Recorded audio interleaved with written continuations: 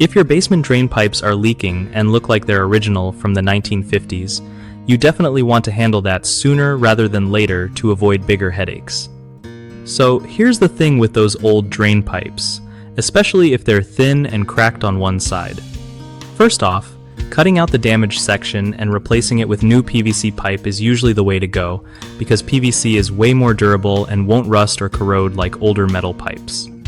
Make sure you measure carefully before you cut anything so the new piece fits snug without gaps.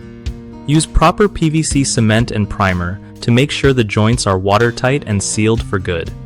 If the pipe is super old and brittle, it might be better to replace the whole run instead of just a section, since other parts could fail soon after.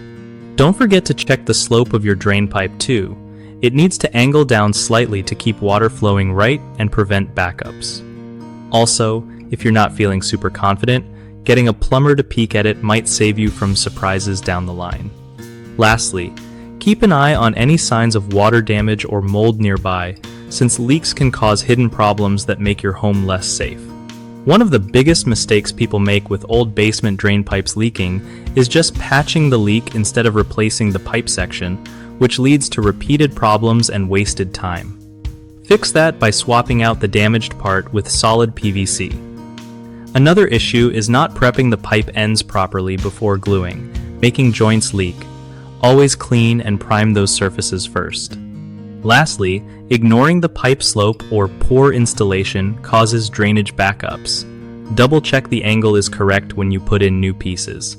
BigHomeProjects.com is great for homeowners who want to find trusted local contractors who really know their stuff with drain pipe repairs and replacements.